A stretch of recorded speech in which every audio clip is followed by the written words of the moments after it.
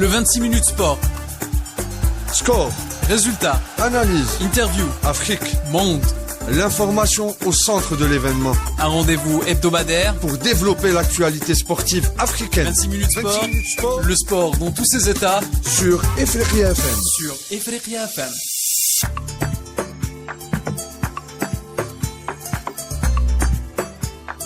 Salutations l'Afrique, Salama, Nagadef, Ndjaraman, Ayo, Boto à tous les auditeurs de Ifriqiya FM présents dans notre cher continent avec un clin d'œil dédicace particulière aux Africains de la diaspora. On reçoit vos messages, likez les publications de Ifriqiya FM dans nos réseaux sociaux. On est présent, mes sœurs et frères, on est présent sur Facebook, on est présent sur Instagram, on est présent sur X, on est là aussi sur YouTube, on est présent sur toutes les plateformes de téléchargement. Likez nos émissions, mais il ne faut pas oublier de télécharger notre application. Vous pouvez écouter en podcast les émissions de Ifriqiya FM. Ifriqiya FM, la voix de l'Afrique. Elle est là pour vous servir une actualité africaine faite par les Africains pour les Africains.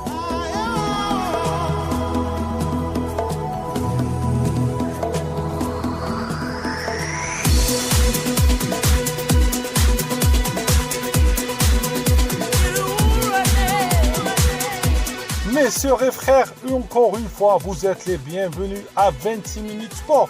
26 minutes sport, le magazine hebdomadaire de Ifriqiya FM. 26 minutes sport, une émission qui traite de l'actualité sportive africaine ou qui touche l'Afrique directement ou indirectement.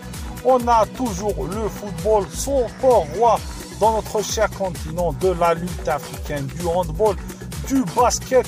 On est là pour vous servir de l'actualité importante qui touche notre cher continent.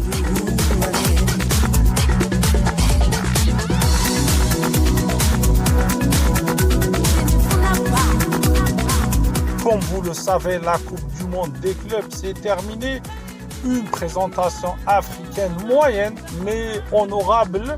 La France, championne du monde, 29-26 contre la Hongrie. Les Pays-Bas, troisième sur la petite finale. Ils ont gagné leur match contre les Danoises, 34-28. Les Islandaises, ils ont été battus par les Portugaises, 26-25. C'est les Suédoises, excusez-moi. La Suisse a été battue par l'Islande, 29-26, 7e place pour l'Islande, 8e place pour la Suisse. On va voir avec nous notre ami Kevin Deco, pour vous rappeler, mes sœurs et frères. Kevin, c'est un technicien adopté par l'Afrique, marié à une Algérienne, sélectionneur actuel de l'équipe nationale de Tunisie. Il a fait des miracles en Guinée. C'est l'un des bâtisseurs du handball masculin et féminin de la Guinée. Il a découvert beaucoup de talents. C'est un Africain et c'est un pana d'Africain par adoption. Comme vous le savez, si on tombe amoureux de l'Afrique, on ne peut pas la quitter. Lui, il se dit africain et pana-africain. On va l'avoir avec nous. Il va nous décortiquer cette Coupe du Monde. Il va aussi nous parler de la préparation africaine pour les JO de Paris 2024. Comme vous le savez, les athlètes africains sont en train de se préparer pour les JO de Paris 2024. Les JO, l'événement phare de ce mois de juillet en Afrique et à travers le monde. La présence africaine, elle sera dans tous les sports. Elle sera dans le football. On souhaite bonne chance à nos amis guinéens qui vont être là dans cette compétition. Elle sera dans la boxe, dans le handball. Les Égyptiens, c'est sûr qu'ils vont être dans le podium ou sur le podium dans cette compétition. L'athlétisme avec les Algériens, les Kenyans, les Éthiopiens.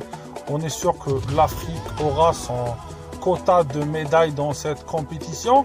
Aussi, il faut vraiment, mes sœurs et frères africains qui seront présents en JO, il faut qu'on soit là pour toutes les nations africaines. Si on est dans un stade, si on est dans un...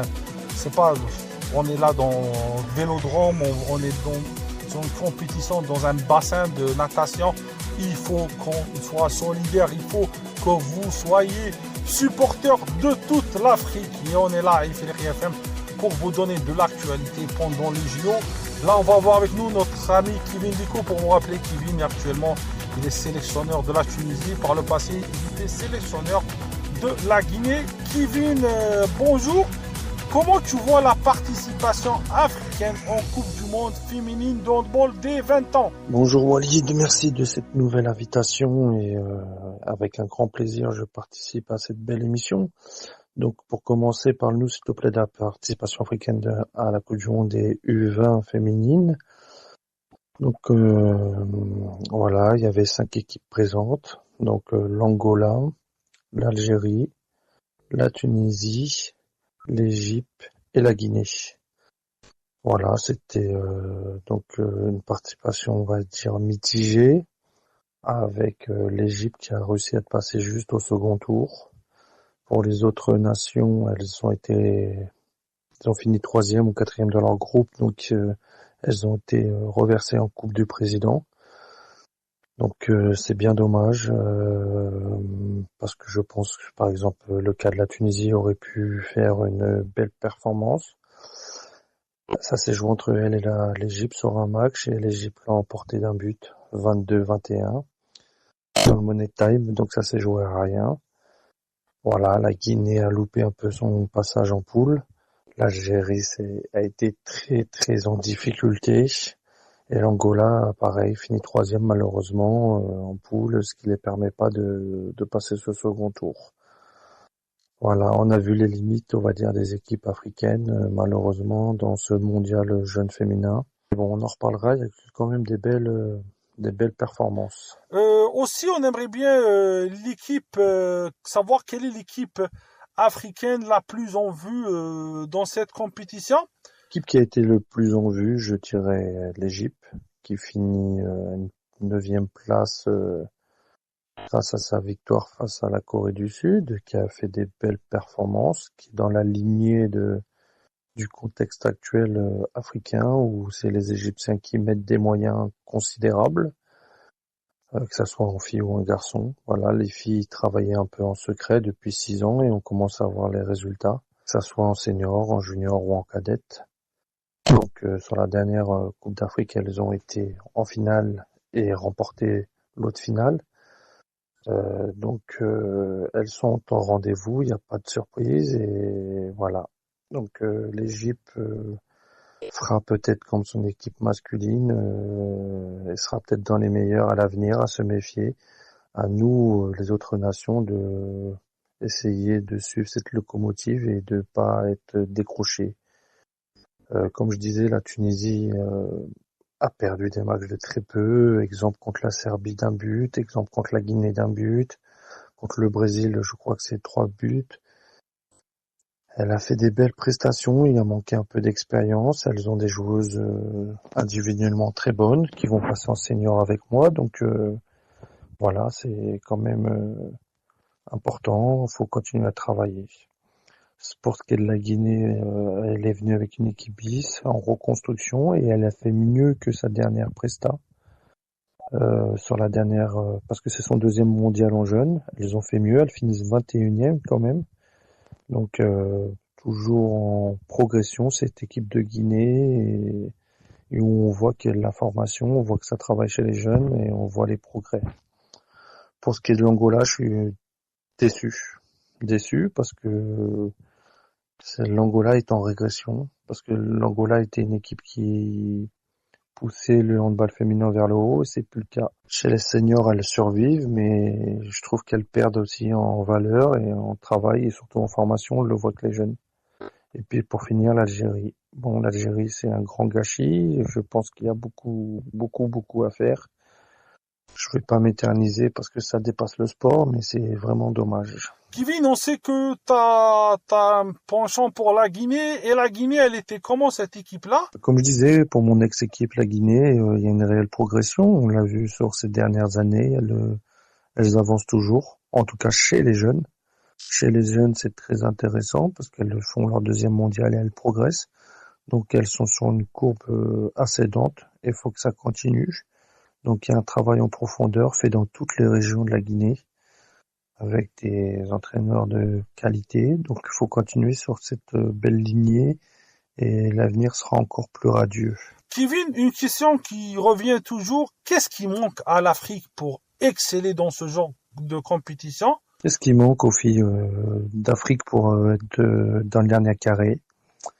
Eh bien, il manque pas mal de choses. Déjà, ça va parler d'infrastructure, d'adversité en championnat, de continuité, de travail en des fondamentaux pour les jeunes. Donc il manque pas mal de choses pour qu'on soit au niveau, aussi au niveau athlétique. On voit que les équipes d'Europe sont déjà très affûtées physiquement et au niveau athlétique, c'est déjà des beaux bébés. Donc va falloir essayer de rattraper ces enjeux-là et surtout aussi l'aspect mental. Voilà, on parle de handball moderne, ou en tout cas du sport moderne où certains ont des préparateurs mentaux. Je pense que il faut qu'elles travaillent le mental, nos équipes africaines, pour passer un cap et de... Est-ce que tu penses que le mental, il est important dans ce genre de compétition? Est-ce que tu penses que le mental, il est important dans ce genre de compétition? passer ce cap mental, comme je disais, pour devenir parmi les meilleurs, parce que maintenant le handball demande beaucoup de pression, demande beaucoup de préparation, et je pense qu'on n'y est pas encore. Donc va falloir travailler cet aspect très spécifique pour justement revenir et se rapprocher des grandes équipes européennes. Kevin, est-ce que tu peux nous parler du niveau global du tournoi? J'aimerais bien avoir ton avis sur le niveau global du tournoi. Le niveau du tournoi en général a été de très bonne qualité, avec les équipes qu'on attendait au rendez-vous. Après, il y a eu quelques déceptions. Je parlerai par exemple de l'Espagne. Pour l'Europe, je parlerai pour nous les Africains de l'Angola. Donc, mais sinon, au-delà de ça, on voit que le handball féminin en jeunes progresse, qui gagne en intensité, qui gagne dans le rapport de force, qui gagne en qualité technique. Car le handball féminin, il y a pas mal de déchets, et là on voit que ça s'améliore de ce côté-là. Donc pour moi, c'était une belle compétition avec des belles oppositions, très serrées, et on voit que le handball en général progresse. Et je dirais que c'est plutôt une compétition réussie au niveau international. Merci Kevin. La France championne du monde, comment tu vois la performance des Françaises dans cette équipe, on va dire de cette compétition des 20 ans? Voilà, le verdict est tombé par rapport au résultat d'hier. La France l'emporte 29-26 face à la Hongrie. Donc, comme je l'avais dit, la France a répondu aux attentes et continue à ramasser tous les trophées, que ce soit en senior ou en junior. À la mi-temps, il y avait 14-13 pour la France et ils ont réussi à faire le trou dans la deuxième mi-temps. Donc la France rentre encore avec un trophée, rentre de Macédoine avec un nouveau trophée de championne du monde U20. Voilà, c'est encore exceptionnel, un palmarès vraiment abouti, plus qu'abouti, puisque le handball reste le sport le plus titré en France collectivement, que ça soit féminin ou masculin. Donc un grand félicitations à ces jeunes Françaises qui ont fait une grosse performance face à une belle équipe d'Hongrie.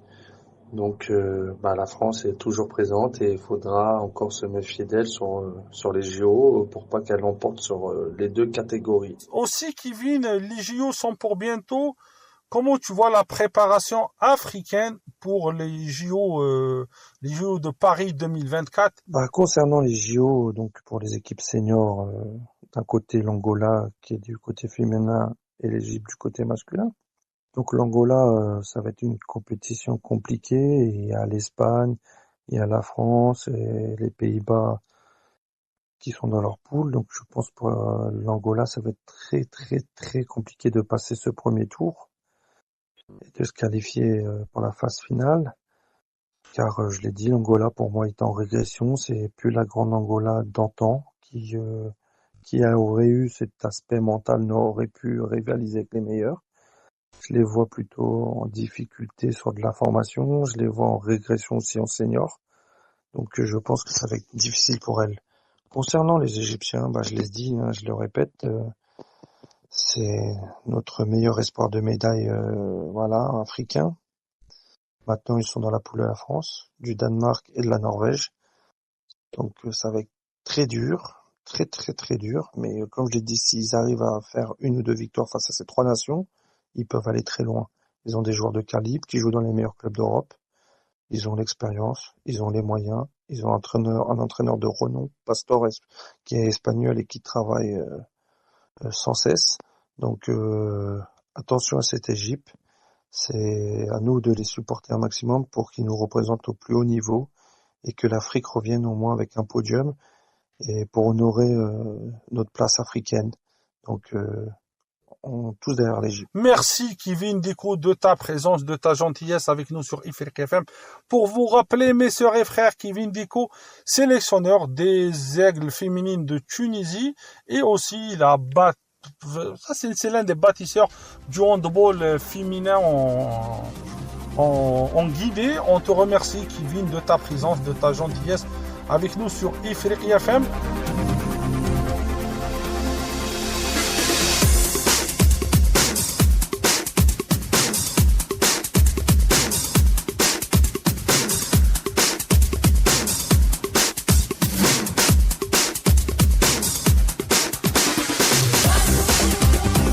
Du handball, on va enchaîner sur le foot.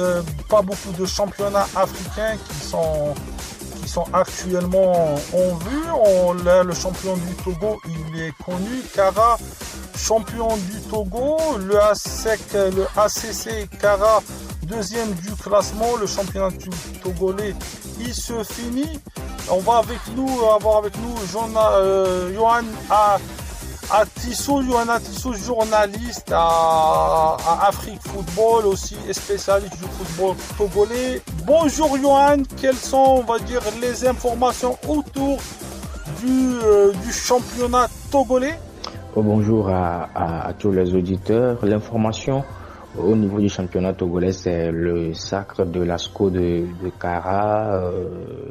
L'ASCO, la semaine dernière, qui a battu Dito par 2-0, une victoire qui valide son 5e sacre consécutif en T1. C'est toute une hégémonie de ce club du nord du Togo qui, depuis 5 ans, enchaîne des trophées dans le championnat togolais. Donc depuis la 28e journée, soit à 2 journées de la fin de ce championnat, le champion est déjà connu.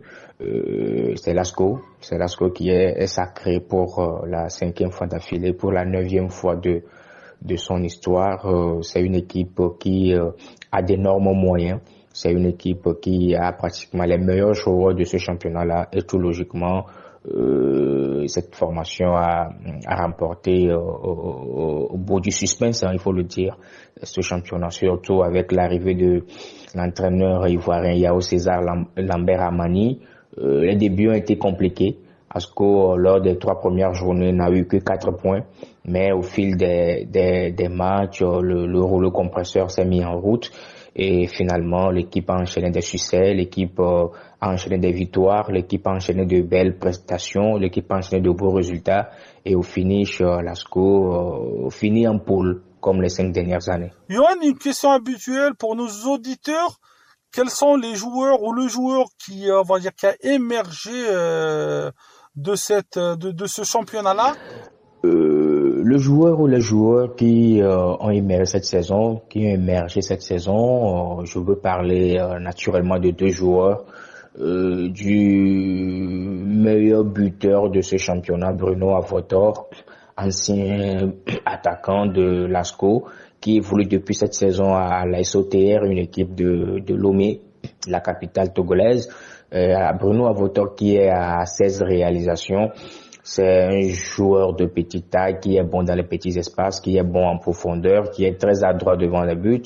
Et Arnaud Komlavi, un autre joueur de l'ASOTR, qui est un milieu offensif, qui est le meilleur passeur de ce championnat avec 8 passes décisives. Donc ce sont des joueurs qui ont véritablement marqué cette saison de leur empreinte. Johan, on aimerait bien savoir quelles sont les nouvelles de la sélection togolaise après le départ du sélectionneur?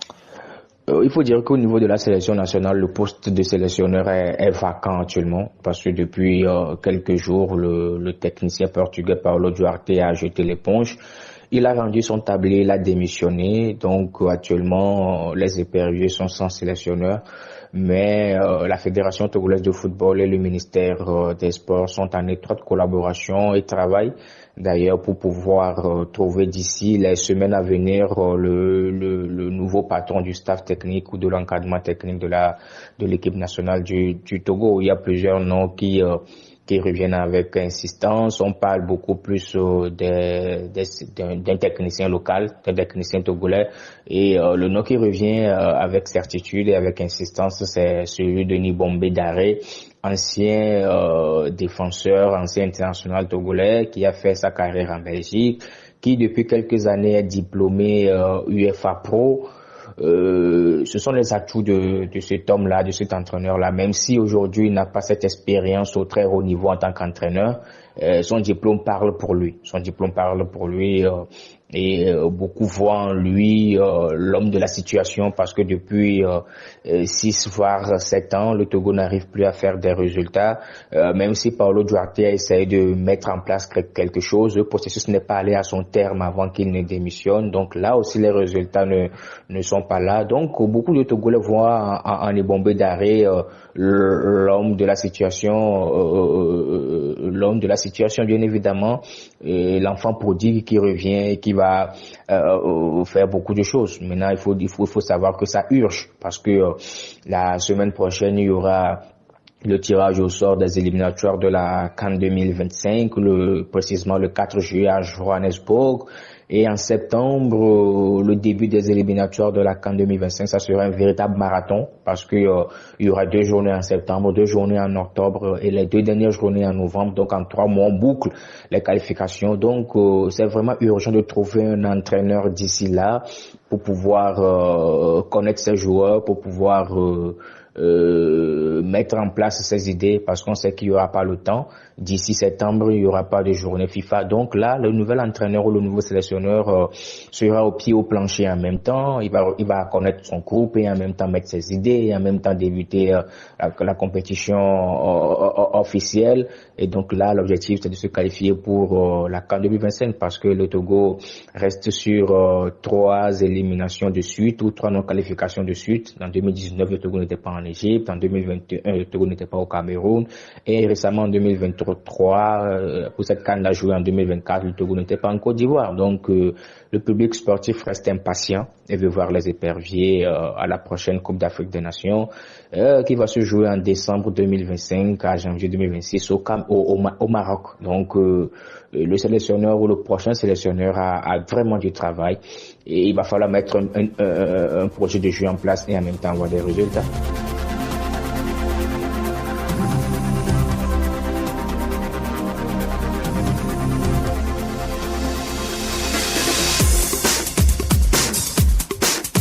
Merci Yohan Atissou, journaliste, expert du football togolais.